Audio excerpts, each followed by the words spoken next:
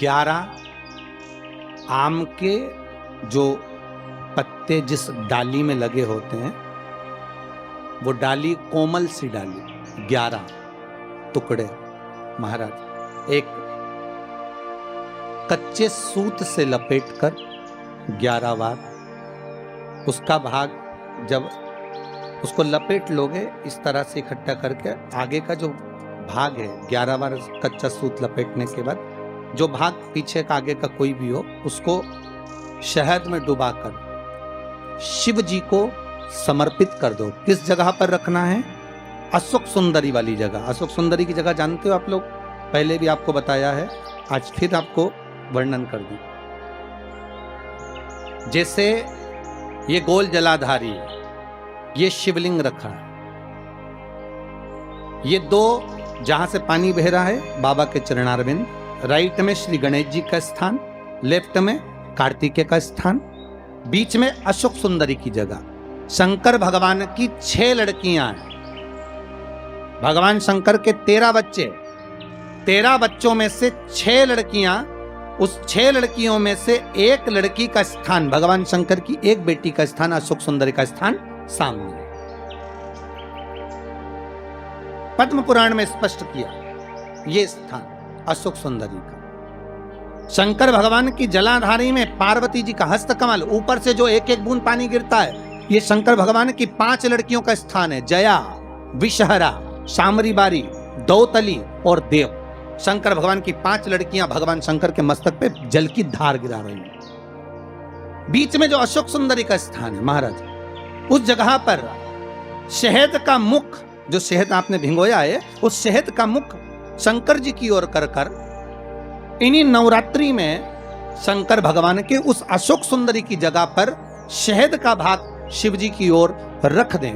महाराज, अगर घर में संपदा की कमी हो या कोई पैसा खा गया हो, रुपया नहीं दे रहा हो, पैसा अटक गया हो, तो उस शहद को शिव जी की ओर मुख कर कर उस आम के पल्लव की जो डंडी है उसको 11 डंडी को वहां रख दीजिए और उससे अपनी कामना कर कर आ जाइए।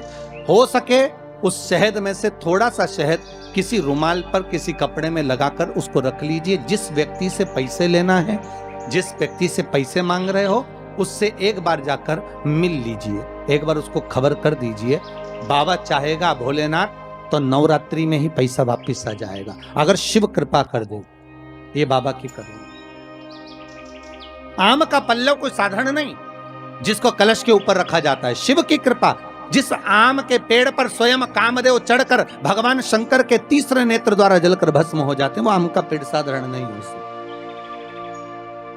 अब देखिए, कई लोग कहते हैं प्रश्न करने वाले पीछे नहीं हटते महाराज, बहुत प्रश्न करते हैं और प्रश्न कर कर पूछते हैं, गुरुजी ये कलश के ऊपर आम के पत्ते क्यों लगते हैं? उसका उत्तर है, ध्यान दीजिए, प्रश्न बहुत है तो उसके उत्तर भी बहुत है, बस उसको समझने वाला चाहिए। और आप लोगों को तो आज बहुत बहुत भगवान ने कृपा करी है, जो आप पहले दिन ही कलश स्थापना होती और पहले दिन ही आपको ये ज्ञान हो जाए कि बच्चे पूछें कि कलश क्यों रखा जाता है, कलश के ऊपर आम के पत्ते क्यों लगाए जाते हैं, कलश के ऊपर नारियल क्यों रखा जाता है, कलश के ऊपर 9 बार मोली क्यों बांधी जाती है, मोली मतलब अच्छा नाड़ा 9 बार क्यों लपेटा जाता है नारियल के ऊपर, कलश के ऊपर जब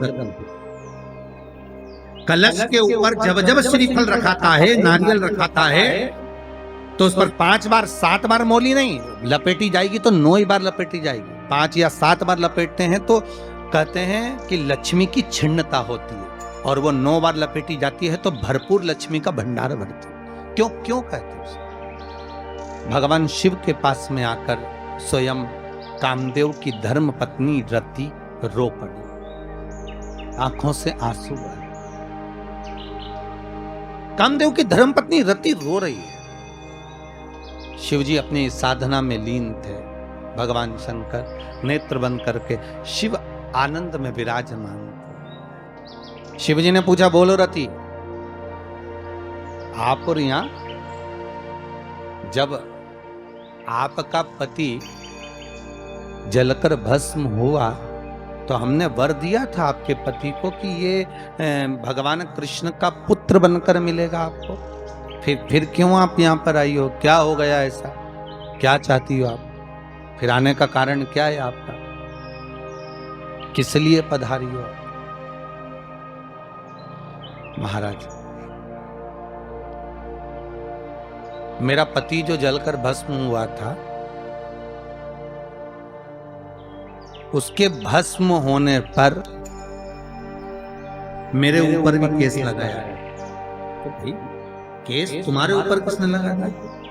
ऐसा क्या हो गया कि तुम यहाँ मेरे पास में? प्रभु, बात इतनी सी है कि मेरा पति जब आपके नेत्रों की ज्वाला द्वारा जलकर भस्म हो रहा था, उस समय पर वो आम के पेड़ पर बैठा हुआ था।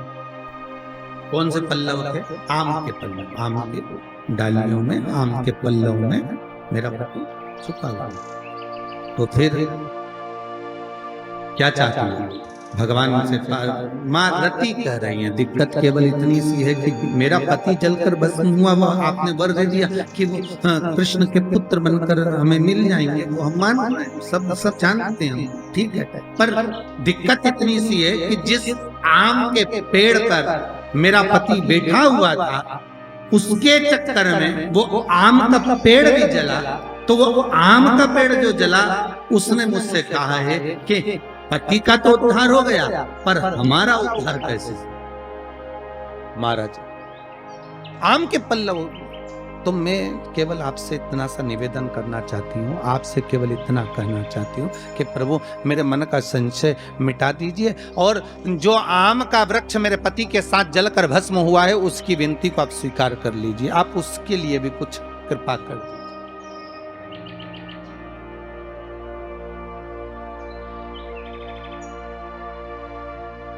इसी को कृपा कहते हैं, इसी को करुणा कहते हैं, इसी को दया कहते हैं। भगवान बोले, अब आप आई हो रति, ठीक है, मांगो क्या चाहिए, बस इतनी कृपा कर दीजिए कि आम के वृक्ष का भी उद्धार कर दो।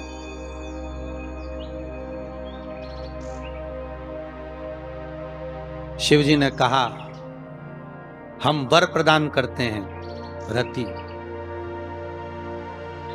जहां शिव और शक्ति है, जहां 33 कोटि देवता इस कलश के अंदर विराजमान होंगे, उस जगह पर